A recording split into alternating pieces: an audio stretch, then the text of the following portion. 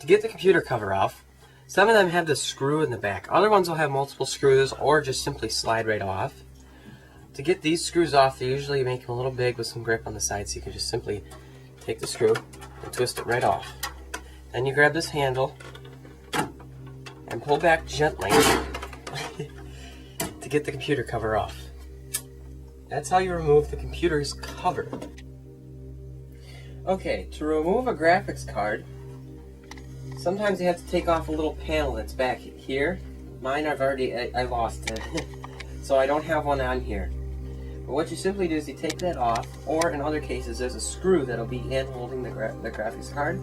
This graphics card's bracket is missing, so it's just sitting in there loose.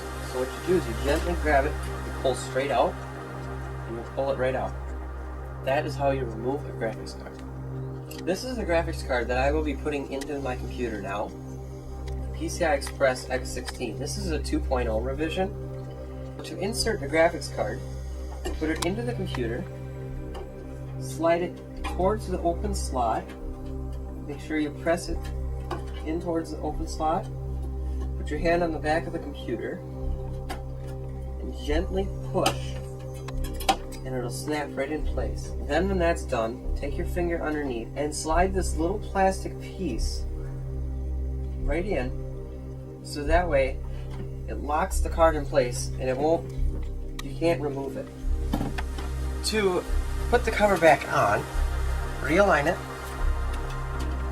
There will be these little slots and tabs. Try to line up at least one side. The other side should follow.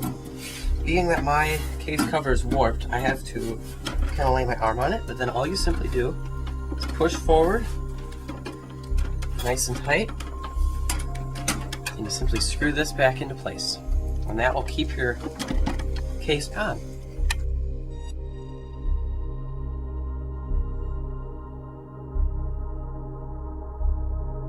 So, once you get your computer put back together, make sure everything's plugged in as you would have it. Then start up your computer, log into whatever administrator account you have, so that way you have administrative permissions. Then go to Google or Bing or wherever you prefer to search. You can type AMD.com in here for an AMD graphics card and your search, or you can just type it up here. If you want to go straight to the drivers page, I'd say /drivers. I'm not certain if that's how that works, so we're going to try it. And it takes us here to this place called the drivers page. Okay, so just go to Google, search up AMD.com/drivers. This makes it a little bit easier. Select the value of the type of system you have. So if you have a big tower that's sitting right next to you, it's kind of that square box, you know what I mean, that you push the power button on. That's desktop. If you have a notebook or a laptop or something like that, you click there. TV tuner, workstation, integrated motherboard, stuff like that. I doubt people really have that in their collection. So I'm going to do my graphics card, which is in the desktop. It's a 4350 HD. It's a Radeon 4250 HD. So select the product family where the product belongs to.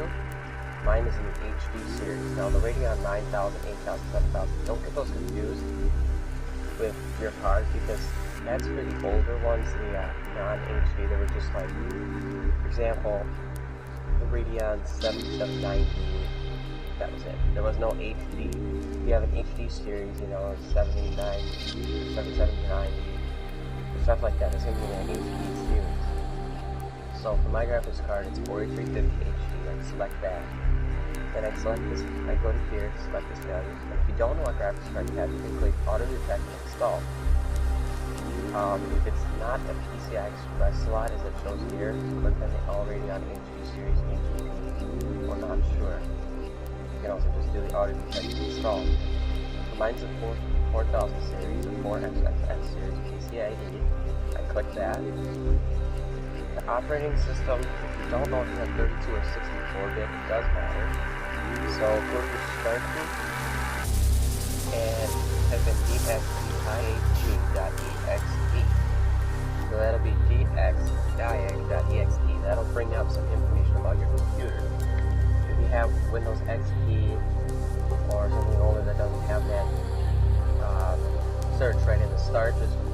press and hold the Windows key, tap the R key, kind of like you're doing Control Delete, but with the Windows and R, and that'll bring up a little thing where you type. You just type the same thing, and that window will also run it. It'll open it right up for you. So then it shows right here, operating system, Windows 7 Professional, 64-bit. So it's Windows 7, 64-bit. So I hit exit. Back here, I have Windows 7, 64-bit. So I click on that. Hit display results. And the one that you want to download will be the one right up on top. The other ones are for more advanced users, stuff like that. So, this one. Keyless Software Suite. It's a little big, so it may take a little while to download. I believe there's a way to download just the driver, but in that case, then you end up running the risk of not having everything that you need properly installed, stuff like that. Also, it's harder to do that. So I just click the download link. It'll pop up to Google Chrome, Internet Explorer, whatnot. You click on that. I'm just going to close it, forget about it kind of thing. Now, it's usually going to go straight in to your username. So mine is recording only. That's all I do on this account. So go to recording only, or whatever your username is. It'll be right underneath your little picture there. And that's your personal folder. Click that. Click downloads. The one that I have is currently downloaded. I have another copy where I usually keep them. And here, and this is the one. When I double click it, it'll verify, and it also may ask for administrative permissions to allow access. Don't edit this destination folder unless you are running out of space on your main hard drive, which, as it shows here, 208.1 megabytes. I have only 7.7 gigabytes, so it's no big deal to install it. After it installs, it'll open up a window that, or another program. It also may ask for administrative permissions. You want to allow that. So after you allow that, it'll begin installation, stuff like that. If it doesn't open up, which we're going to simulate here, what you do is, if you changed it, go to that folder, so you can put it in your Z drive or whatever. And my C drive is where it would be. AMD support, and then right at the end it'll always say CCC. That's the driver folder. So you click that one, click on the setup. This is that program that it's tried to open before, and if it doesn't, it should ask for administrative permissions. Sometimes it doesn't. It depends on the account type and everything. I have mine set so it doesn't. It'll load up. Select your language. Hit next. Hit install. And then if you want Express, what it'll do is it'll analyze, it'll skip the customized install and finish all in one. You don't have to do any other clicking. Again, if you're running low on space, you can change this, but that makes it harder to remove stuff like that. Also to repair it makes it harder. Excuse me. And I would say to select custom because it allows you to install certain things, maybe even make it faster. So hit next, it'll detect your system, whatever you have in your graphics card, other hardware that you may need, and other updates.